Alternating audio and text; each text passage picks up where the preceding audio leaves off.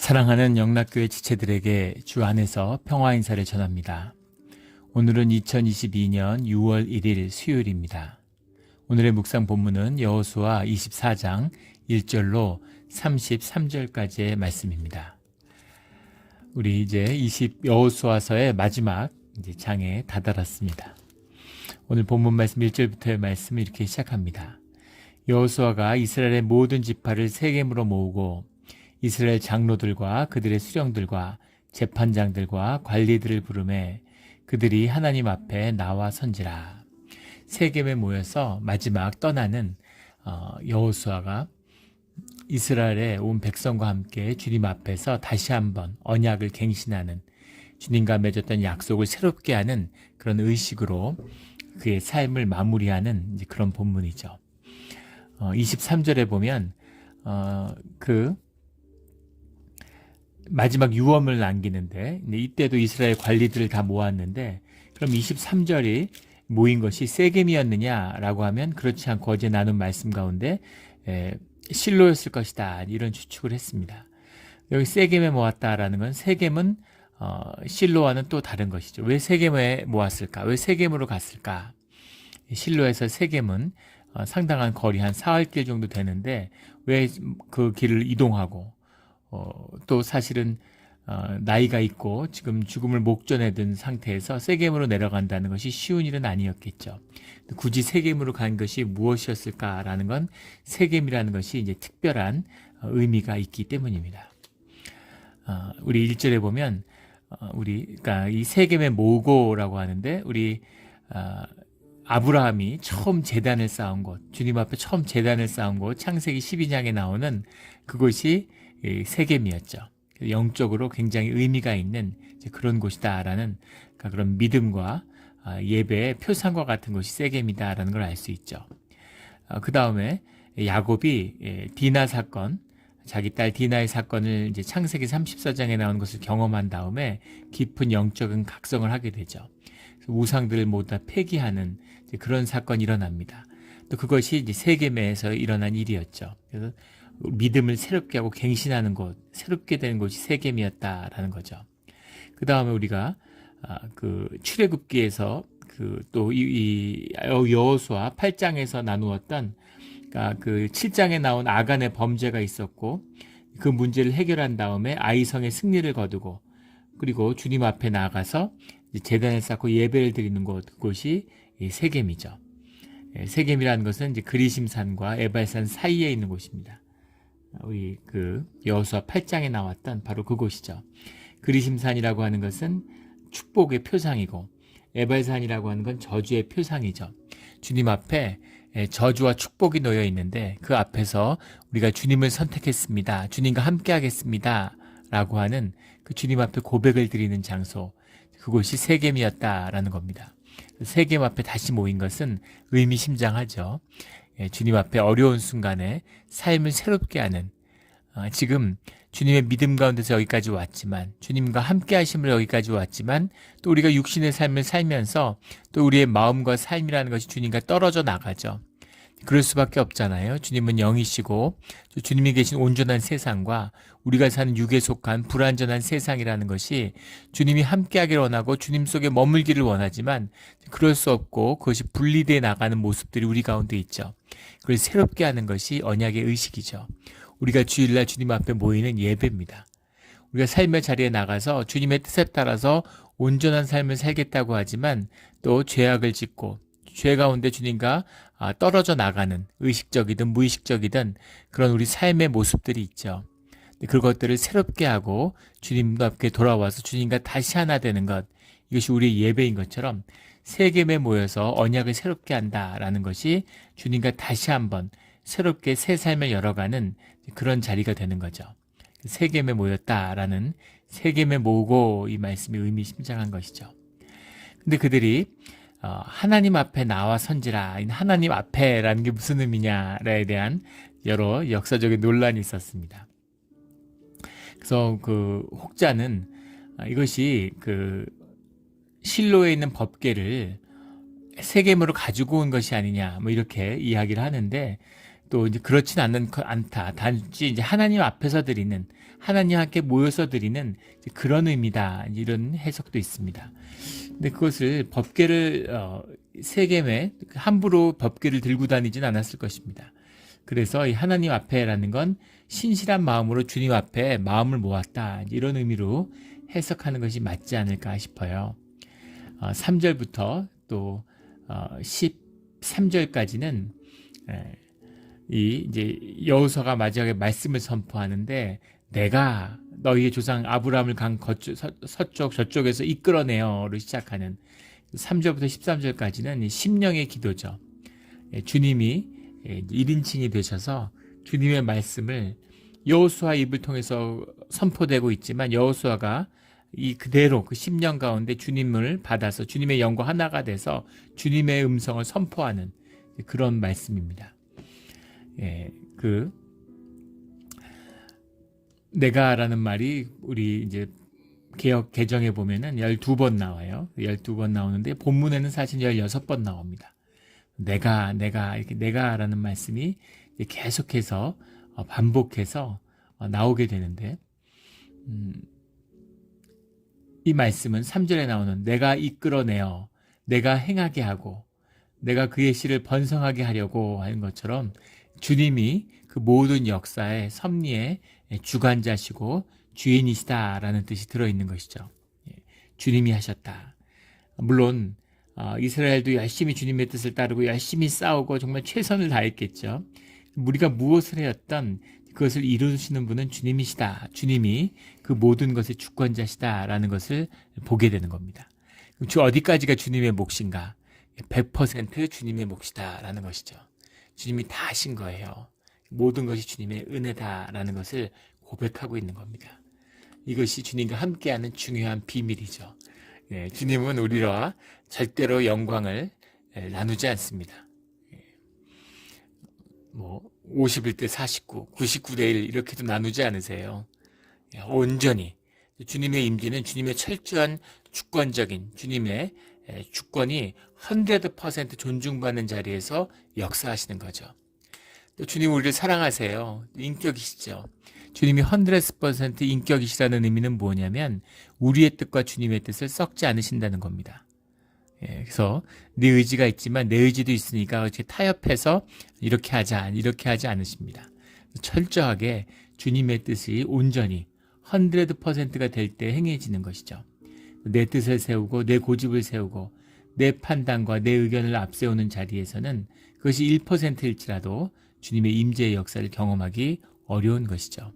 이것이 주님의 임재의 비밀입니다. 온전히 주님께 순종함으로 주님의 뜻과 함께하는 이 깊은 은혜의 비밀을 깨달아 아는 우리 모두가 되기를 주의 이름으로 축원합니다.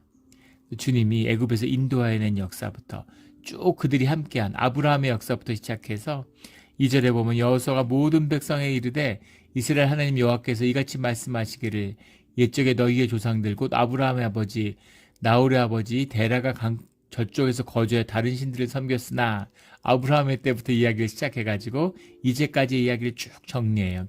성경에 계속 반복해서 나오는 주님을 기억할 때 주님과 함께하는 이 기억, 굉장히 중요한 고백입니다. 우리 여러 번 나누었죠.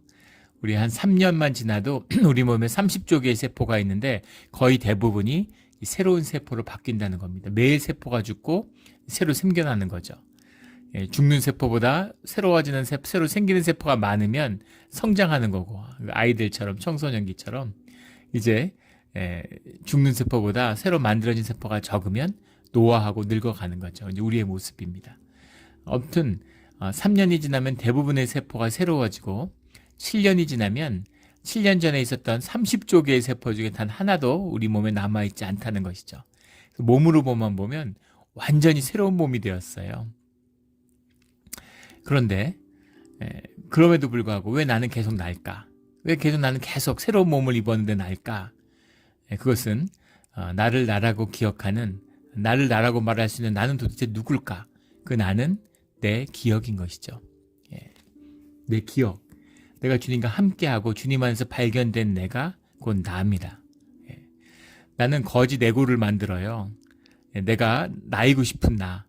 멋지고 그럴듯하고 그럴 법하고 가짜 나를 에고라고 그러죠. 에고의 나를 만들어서 그걸 나라고 가면을 쓰고 숨기고 사는 것입니다. 물론 가면 없이 사는 사람은 없지만 문제는 가면을 나라고 생각하는 건 큰 착각이죠. 거짓입니다. 내가 위선을 할 수 있어요. 기분이 안 좋은데 친절을 베풀 수 있습니다. 그럴 수 있는 거죠. 사람들끼리 함께 살아가니까 호의를 베풀 수 있는 거죠. 그런데 호의와 친절을 베풀었다고 해서 내가 선하고 좋은 사람이라고 내 자신을 속이거나 착각해서는 안 되는 거죠. 그런 의미입니다. 위선을 하기도 하고 위약을 하기도 하지만 나는 나인 것입니다. 나의 정체성이 내 기억이에요.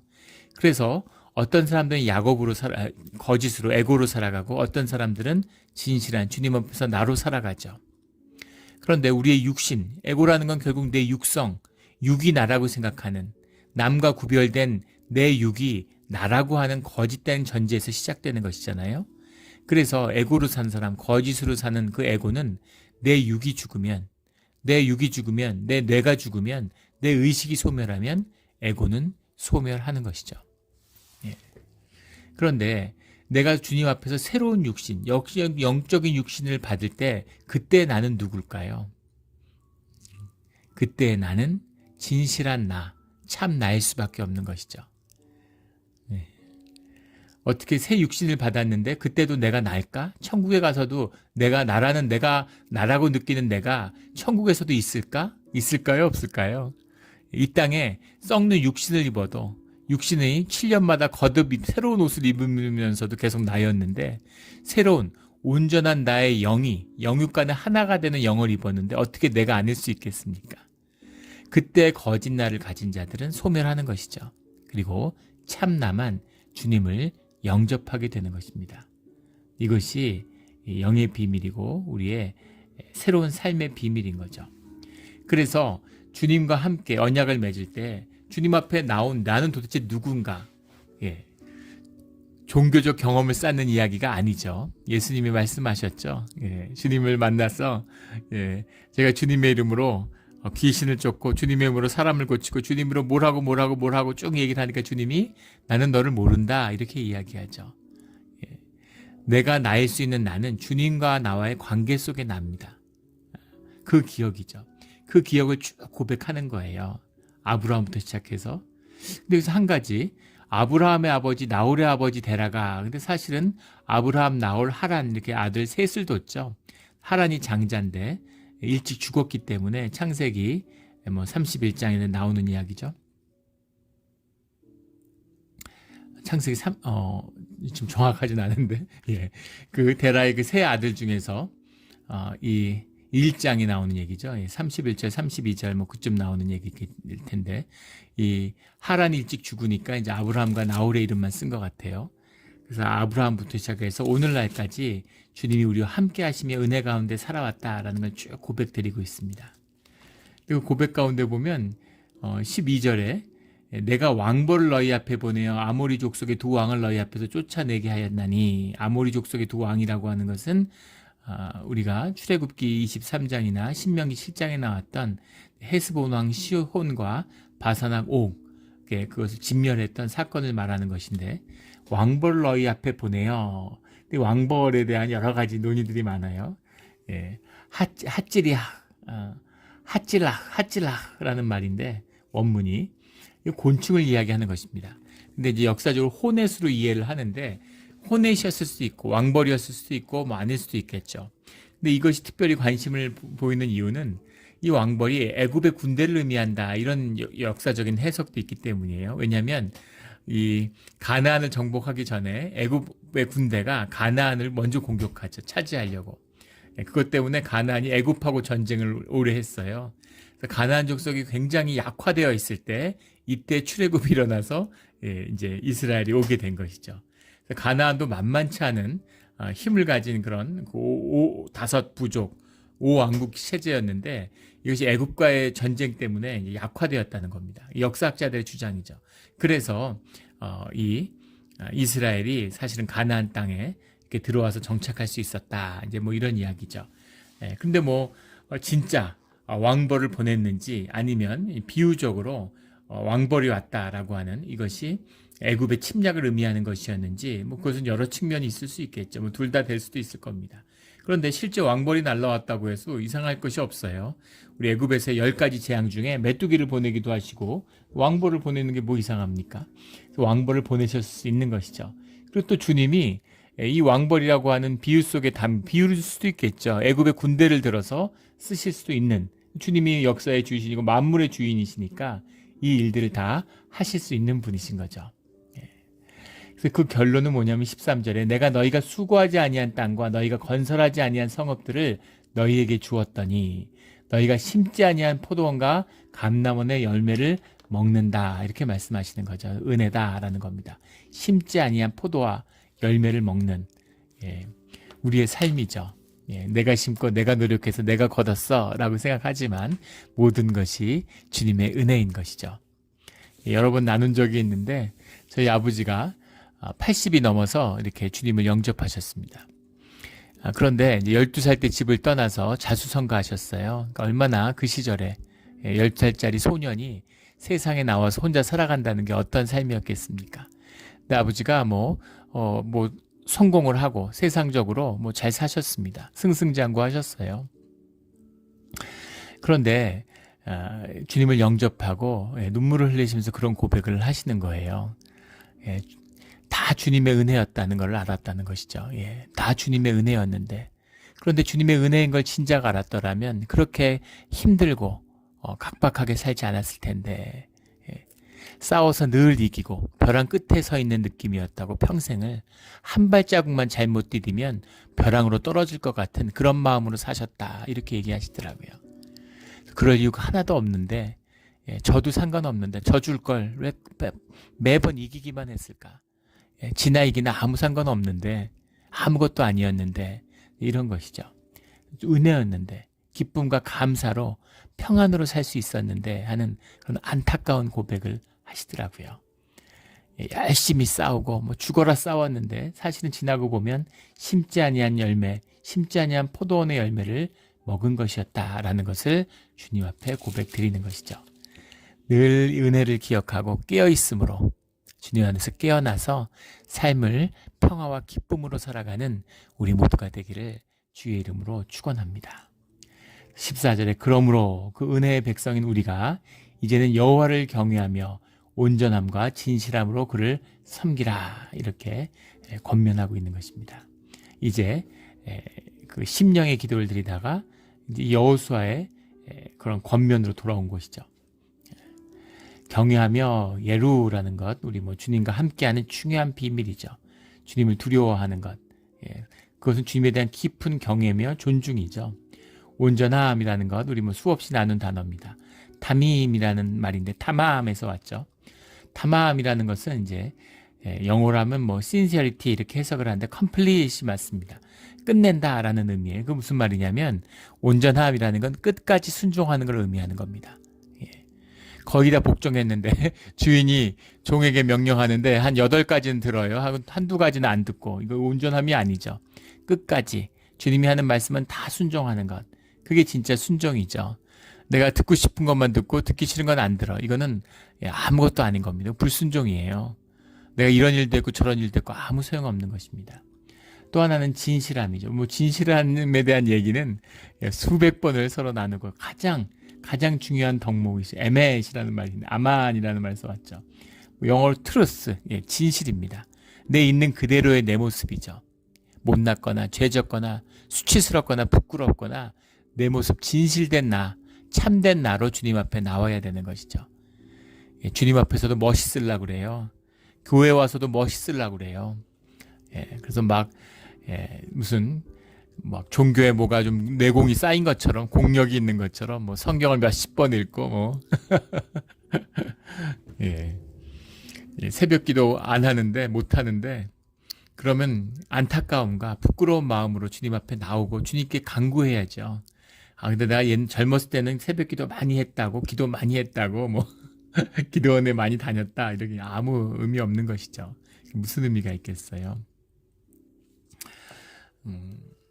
예전에 무슨 어디 신학교인데, 학생들 1년에 성경 100독을 한다고 이렇게 교수님이 자랑을 하시는 거예요. 그래서 말이 안 되죠. 어떻게 100독을 합니까? 1독도 쉽지 않아요. 2독, 3독, 3독까지는 근데 사실은 무슨 뭐 신학교에 있고 이러면 그것도 가능할 수 있겠지만 일상 생업을 하는 분들 우리 삶 속에서 살아가면서 어렵습니다. 어떻게 100독을 해요? 말이 됩니까? 그러면은 하루에 성경을 300장씩 읽어야 되는데 거의 다 읽어야죠. 하루에 성경만 읽어도 못합니다. 그래서 제가 끝나고 이제 선교사님이었는데 이제 그분이 선교지에 세운 신학교죠. 어떻게 백독을 하냐고 이러니까 사실은 백독은 못하고 한 3, 40독 좀 하는데 그 녹음 테이프를 돌려가지고 그렇게 한다는 거예요. 빠른 속도로 해가지고 제대로 알아듣지도 못하는데 그걸 틀어놓고 그걸 이제 읽은 걸로 치는 것이죠. 아무 의미 없습니다. 천독 만독을 하면 무슨 의미가 있어요? 거짓이죠. 그런 거짓이 우리가 다 거짓입니다. 우리가 삶이 거짓이죠. 우리가 껍데기고 거짓된 삶을 세상에 살고 있잖아요. 우리 안에 거짓이 많죠. 그런데 그 거짓하고 주님 앞에 나와서 주님의 이름으로 거짓을 행한다는 건 완전히 다른 얘기예요. 어떤 거짓이 있어도 주님 앞에 와서 씻어야 되잖아요. 그런데 주님 앞에 와서 주님의 이름으로 주님을 거짓되게 하면은 주님 앞에서 거짓되게 주님의 이름을 패하면 누구에게 용서를 받고 누구에게 씻음을 받겠습니까? 성령을 거스르는 자는 용서받지 못한다는 말이 그 말인 것이죠. 그래서 주님 앞에서는 진실해야 돼요. 멋있으려고 그러고 뭐 자꾸 이럴 필요 없습니다. 주님 앞에서는 진실함, 늘 진실하고 또 진실해야 되는 것이죠. 진실함으로 주님 앞에 늘 서 있을 수 있는 우리 모두가 되기를 주의 이름으로 축원합니다. 자식이 아무리 수치스럽고 못나도 자식을 못났다고 패하는 부모가 어디 있겠어요. 아프고 정말 애통함으로 품에 안는 것이죠. 근데 자식이 거짓되게 다 속이고 거짓말하고 그러면 삶이 나누어지지 않죠. 관계가 맺어질 수 없는 것입니다. 오직 진실함이에요. 진실함으로 그를 섬기라. 유언이고 또 주님의 말씀인 것이죠. 15절에 너희가 섬길 자를 오늘 택하라. 오늘 나와 내 집은 여호와를 섬기겠노라. 다시 한번 왜 여호수아가 이렇게까지 언약을 맺고 언약을 갱신할까? 여호수아가 출애굽의 모든 과정 가운데 함께했죠. 그리고 가나안 전쟁을 함께했습니다. 그러니까 이 이스라엘이 어떤 민족인지 어떤 백성들인지 너무나 잘 알고 있죠. 주님을 사랑하고자 마음도 있지만 그 육성의 죄악됨이요, 이 목이 뻣뻣한 백성이라는 것, 이것을 너무나 잘 알기 때문에 그들에게 신신당부하는 거예요. 깊은 사랑과 애정이 있는 것이죠. 죽는데 자식을 두고 하는 유언이에요.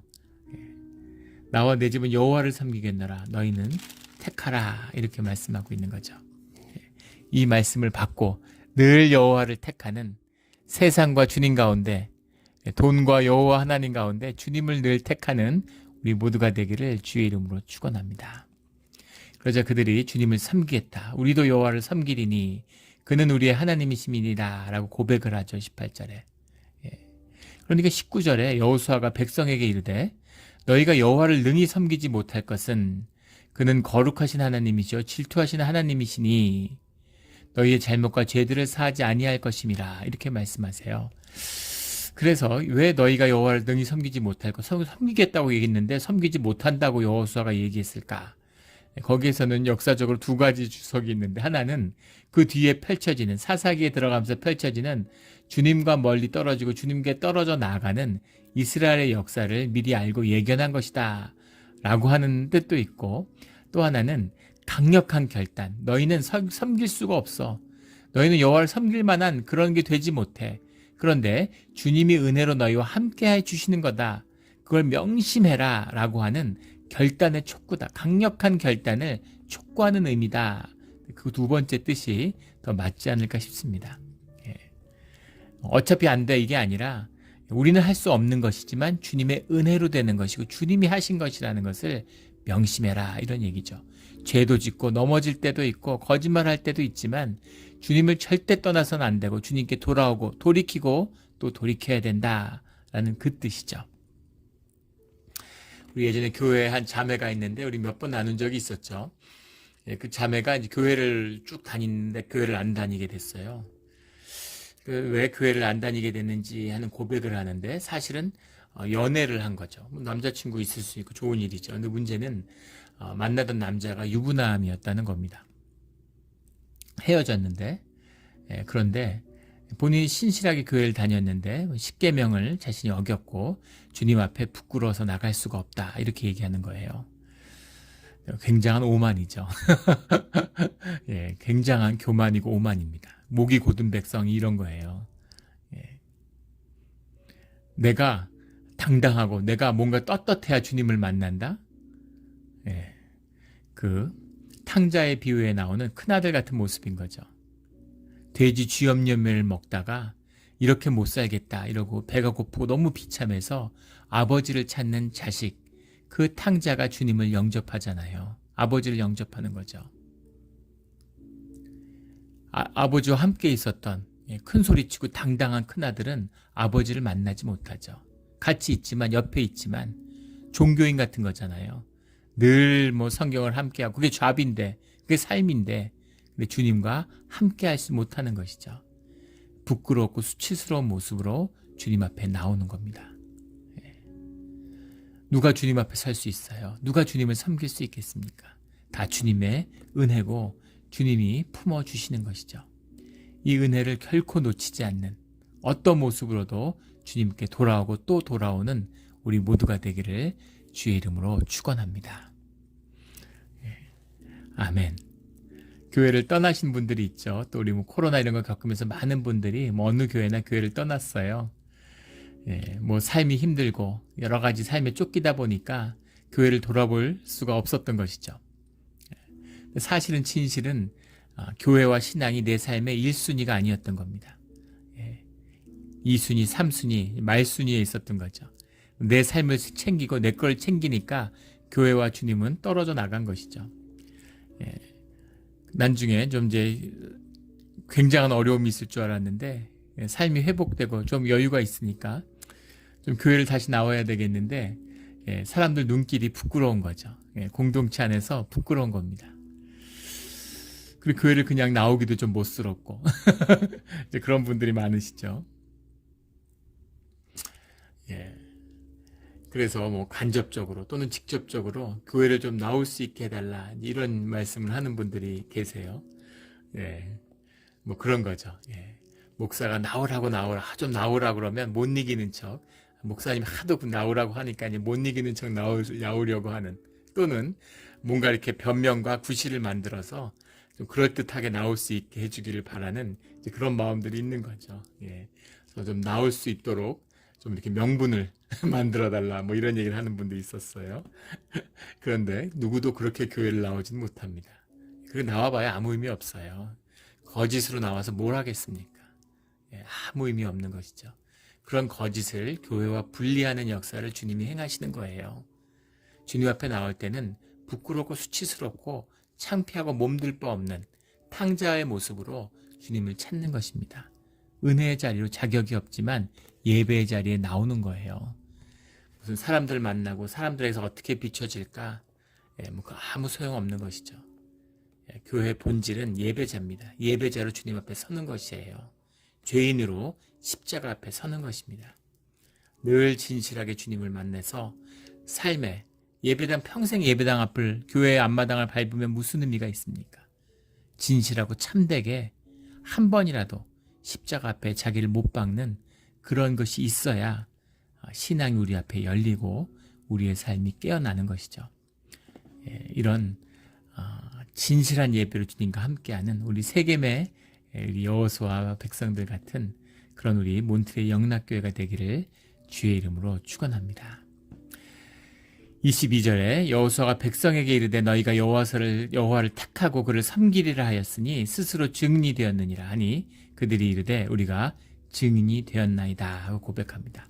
스스로 증인이 되었다고 하는 것은 증인을 세울 필요가 없이 주님 앞에서 주님께 스스로 고백함으로 그 고백의 증인이 너희들이다. 그러니까 그 나중에 주님 앞에서 만약에 그 너희가 축복을 저주로 바꿀 때는 그 저주의 증인도 너희다. 법정의 증인도 너희다. 이런 의미죠. 굉장히 무서운 말씀이에요. 25절에 가면 여호수아가 세겜에서 백성과 더불어 언약을 맺고라고 되어 있는데 언약을 맺는다라는 거 우리 여러 번 나누었던 말씀이죠. 예. 바이 이크롯이라는 말입니다. 이크롯이 이제 과거 접두사라고 그랬죠. 이크롯이라고 하는 말이 사실 영어로 하면 뭐 cut off, cut down 이런 언약을 맺는다라는데 둘로 자른다라는 겁니다. 실제 창세기에도 나오잖아요. 언약을 메울 때 이 근동의 그 팔레스타인의 언약 의식이죠. 살아있는 생물을 둘로 쪼갠 다음에 그 사이를 걷는 거예요. 같이. 그 의미는 그 언약에 목숨을 건다는 얘기입니다. 그 언약을 지키지 않으면 이렇게 둘 쪽이 나서 죽어도 좋다. 이런 의미죠. 목숨을 걸었다라는 말이에요. 내 생명, 이 언약을 내가 만약에 어기면 내 생명을 취해도 좋습니다. 이것이 언약을 맺고라고 하는 것에 자른다의 의미죠. 그 언약을 맺은 겁니다. 그들을 위하여 율례와 법도를 제정하였더라. 그리고 그 모든 말씀을 율법책에 기록하고 떠나면서 그걸 기록해서 어떻게든 기억해야 될 텐데 라는 간절한 여호수아의 마음이 이제 보이는 것이죠. 큰 돌을 가져다가 그 언약의 표징으로 세워서 27절에 여호와께서 우리에게 하신 모든 말씀을 이 돌이 들었음이니라 이런 고백을 돌이 보이니까 돌이 이제 표상이 돼서 그 돌을 볼 때마다 기억하게 되겠죠. 그러면 이거 돌도 결국 우상이 아니냐? 그렇죠. 그러나 마음을 담을 수 있는 표상입니다. 이게 우리의 신앙에 큰 유익을 주죠. 십자가를 보면 알 수 있죠. 우리 교단에서도 총회의 결의로 이제 십자가를 세우지 말기를 이제 결의한 적이 있었습니다. 십자가도 우상이니까 십자가를 달지 말자. 맞죠? 교리적으로, 신학적으로 맞습니다. 그런데 십자가를 안 다는 교회는 하나도 없어요. 예. 목사들, 장로들 모여서 그런 식으로 서로 교리적으로, 신학적으로 타당한다는 게 무엇인가를 알죠. 근데 그건 우리 머리고, 우리의 심령은, 우리의 마음은 십자가를 보면서 우리가 새롭게 되고 십자가를 마음에 새기는 표상이 된다는 거예요. 예. 그래서 십자가의 유익이라는 게 참으로 크죠. 저도 차에다가 십자가를 매달고 다니는데 우리 마음 가운데 그 십자가를 보면 마음이 편해지고 주님이 기억나고 또 의지가 되고 십자가의 보혈이 우리를 지키고 있다라고 하는 그런 평안과 안식을 느끼게 됩니다. 우리 심령 가운데 그런 마음의 위로가 있어요. 그래서 걸고 다니는 거죠. 물론 부적같이 뭐 그걸 걸면 안전하고 그게 없으면 주님이 안 지켜주시고 그런 건 아니지만 그 의미라는 것이 우리에게 큰 유익을 준다라는 겁니다. 근데 오늘 재미있는 것은 이 돌들이 들었다. 돌들도 주님의 말씀을 기억한다. 하물며 주님의 영을 받은 우리들이야 더 말할 것도 없는 것이죠. 그것을 영에 새겨야 되는 거죠. 돌들도 들었습니다. 이렇게 이야기하고 있습니다. 29절에 여호와의 종 눈의 아들 여호수아가 110세의 죽음에 그래서 여호수아가 죽음을 맞이합니다. 31절에 그를 추모하는 한마디 사는 날 동안 여호와를 섬겼더라 라는 이 말씀이죠. 얼마나 귀하고 멋져요. 짧다면 짧고 길다면 긴 인생이었겠지만 인생을 산다면 무엇이 남을까요? 썩어지는 세상 가운데 썩어지는 육신으로 삼았는데 우리 안에 무엇이 남겠습니까? 사는 날 동안 여호와를 섬겼더라. 이것이 주님이 기억하고 성경에 기록된 여호수아의 삶이죠. 이런 삶을 살면 얼마나 좋을까요? 이런 삶을 사는 우리 모두가 되기를 주의 이름으로 축원합니다. 그리고 32절에 이스라엘 자손이 애굽에서 가져온 요셉의 뼈를 세겜에 장사하였다. 창세기 50장에 나오는 요셉의 유언이죠. 고향에서 노예로 팔려와서 평생을 이방에 살았어요. 자기의 뼈는 애굽에 묻지 말고 고향에 묻어달라라는 그 부탁이 주님 안에서 이루어졌다라는 겁니다. 그리고 33절에 아론의 아들 엘르아살도 죽음에 아론과 모세의 역할을 넘겨받았던 엘르아살과 여호수아가 주님의 뜻 가운데 모든 일을 행하고 주님 앞에 앞으로 떠나는 것이죠. 우리 모두 다 죽습니다. 주님을 믿는 사람들, 주님의 뜻에 따라 산 모든 사람이 다 죽었어요. 그런데 주님을 믿지 않고 주님과 상관없이 산 사람도 다 죽었습니다. 모든 생명, 이 육신의 생명은 다 죽어요. 죽으면 뭐가 남을까요? 허무함이 남아서는 안 됩니다. 주님이 남아야죠. 사는 날 동안 여호와를 섬겼다라는 이 고백이 참된 내 삶의 중심이 되어야 되는 것이죠. 그것이 죽어서 다시 살아서 영원히 사는 축복과 생명의 비밀입니다. 이 귀한 비밀을 우리의 삶에서 꼭 붙잡고 살아내고 이루어내는 그런 우리 모두가 되기를 주의 이름으로 간곡히 원하고 바랍니다. 축원합니다. 아멘. 기도드리겠습니다. 하나님 아버지 감사합니다. 오늘 여호수아의 죽음 앞에 뭐라 말할 수 없는 마음의 감동과 또 여러 가지 마음의 편린이 있습니다. 주님, 우리의 삶 가운데 늘 함께하여 주시고 우리의 모든 것이 주님의 은혜고 주님의 주권 가운데 있었음을 기억하고 평안과 안식으로 살아가는, 기쁨으로 살아가는 우리의 삶이 되게 하여 주시옵소서. 오늘 하루가 그런 주님의 은혜가 충만하며 또 주님을 만날 때마다 주님께 무릎 꿇고 기도하는 자리마다 우리가 새로워지며 또 새로운 사람이 다시 열리는 그런 소중한 때가 되게 하여 주시옵소서. 감사드리며 예수 그리스도 이름으로 기도드렸습니다.